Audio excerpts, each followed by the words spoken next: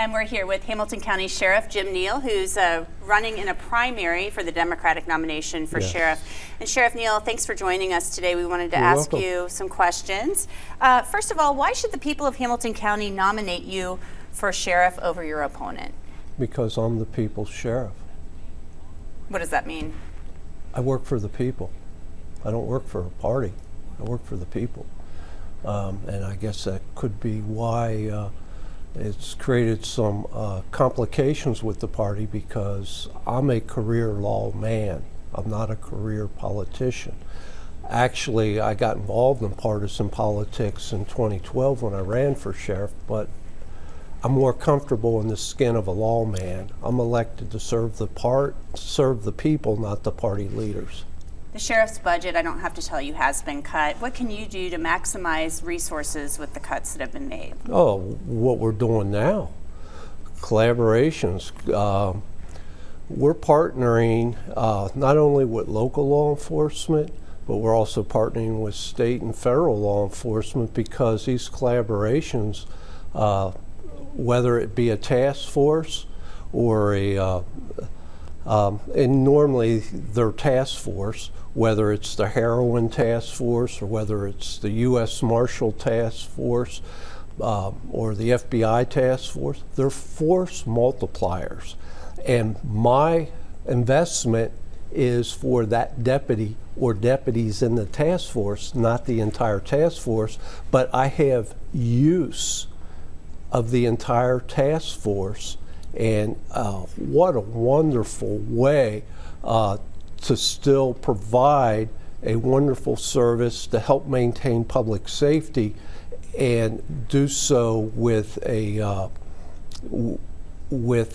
lower cost, because I have a deputy in the task force, or I have, as you know, in the heroin task force, I've had as many as 3. But I'm not paying for the entire operation, just my inclusion into it. Does the county need a new jail? The county needs, not for traditional use. We have enough jail cells for traditional use, but what we need new space for is for our special needs population. The space that we're using now for the special needs populations are cells designed for traditional use. They're not set up in a dormitory style fashion or a hospital style fashion for the so-called criminally insane or the criminals that have serious medical issues. Our jail is designed for a more traditional use, the cell.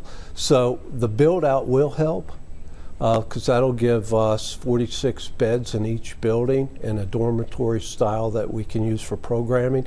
But a significant number of our population are special needs population. They have mental issues, they have mental health needs, they have medical health needs, they're addicted to a drug or drugs, and we're dealing with detox, we're dealing with treatment, we're dealing with recovery, we're dealing with programs. So we need space that can accommodate that part of the operation. What can you do to reduce or help reduce recidivism? What we're doing now, programming and treatment with evidence-based treatment, not the activities. We started off on the wrong foot. We were involved in too much activity and not enough evidence-based treatment. But Dr. Latessa came in, reviewed our program that we had with the female recovery pod, and saying, hey, you're doing too much activity and you don't have any room for evidence-based treatment, like the yoga, the dancing, the painting. Where's the treatment? So when we kicked off the male recovery pod January 13th, it's all evidence-based treatment, and Talbot House is helping us out with that. And but when you're dealing with programming, with the programs that we have and with the treatment we have, the goal is to, and with our reentry programs and with our fairs that we have, is to try to connect people with the service that they need to stop that recidivism. Do you need a job? Do you need education? What do you need? What's going to stop that cycle? So we're looking at that. Sorry to cut you off. Should more communities eliminate their police services and contract with the sheriff's office? If so, which communities?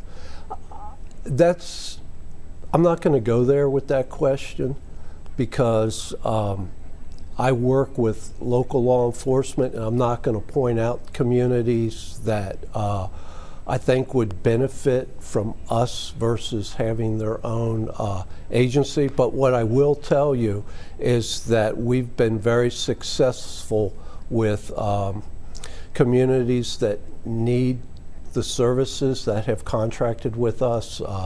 Silverton reached out to us. Lincoln Heights has reached out to us. Right now I'm currently helping Addiston, and they notify me when they're short and can't cover a shift so that we can assist them. But as far as the sheriff going in and becoming the primary enforcement agency in the community, that's a very sensitive subject, and it's not one you should really boast about or talk about. So I take that very seriously. I'm there for all communities, but communities that found themselves in financial need or found themselves in a need for law enforcement, we were there for them, and we are now their primary enforcement agency, and the partnerships are wonderful. If reelected, what will be your priorities? Why change? Are you happy with the service? We're going to continue with community engagements, the collaborations with the private sector, the collaborations with the public sectors, collaboration with law enforcement, which is part of the public sectors. The collaborations with an agency like mine that's budget has been since the Great Recession has been reduced. The staffing level has been reduced. We're rebounding though. This year is the first time since the recession that we're about where we were in 2007 financially. In comparison to the personnel that we had and the budget we have, we're pretty much right there again. So it took that long to recover. And so with a budget and with the number of personnel that we have, it's taking care of our statutory mandates. What's expected of the sheriff, and what am I required to do, and making sure that we're meeting our statutory mandates and still providing the best services that we can with the budget we have and with the personnel that we have and with the collaborations we have. That's so important. Is there a state law that you believe should change? A state law that I believe that should change? Absolutely. And that I believe that there should be a state law that that would look long and hard at the qualifications for candidates to run for public office. Such as? Such as the office of sheriff. Okay. And what do you mean by that? Right now, we have a candidate running for the office of sheriff, and we have other candidates running for the office of sheriff elsewhere in Ohio that have arrest records that are on the Brady list, and on that list because for dishonesty, for being arrested, and it's hard to, I remember as a young man, it was hard to get a job in law enforcement, and agencies won't hire you if you have these records. Why should someone with a record of this magnitude be eligible to run for the highest office, the highest law enforcement office in the county, whether it's this county or any other county in the state of Ohio? Now, you and your opponent, you went to school together. I don't have to tell you these things. You guys go way back. You've been friends. Can you say anything positive about her? Oh, absolutely. I appointed Charmaine McGuffey, my opponent. I appointed her back to the sheriff's office and in the position of major in charge of the jail court services division. That is how much respect and how much confidence I had in her ability.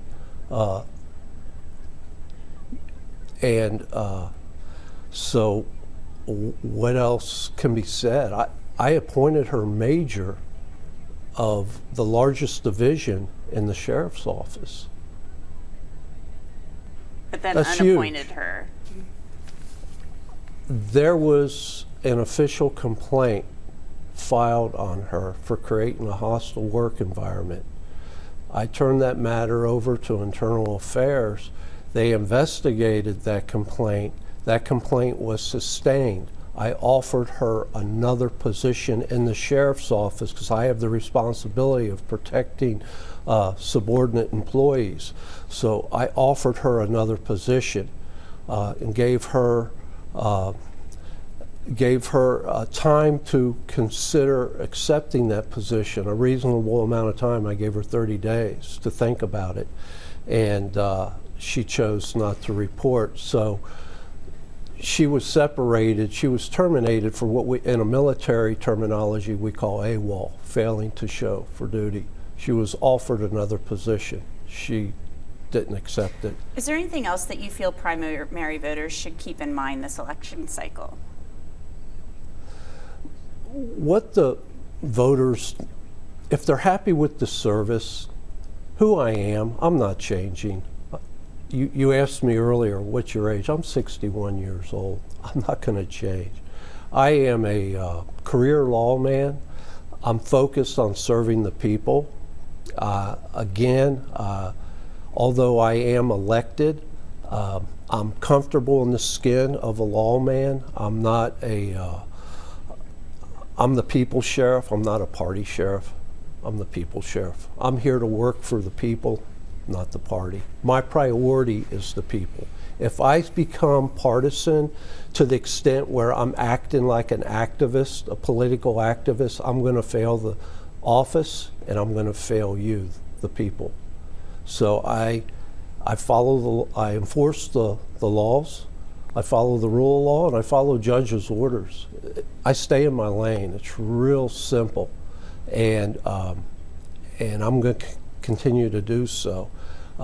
My concern is public safety and doing what I was elected to do and working with other electeds to get the job done.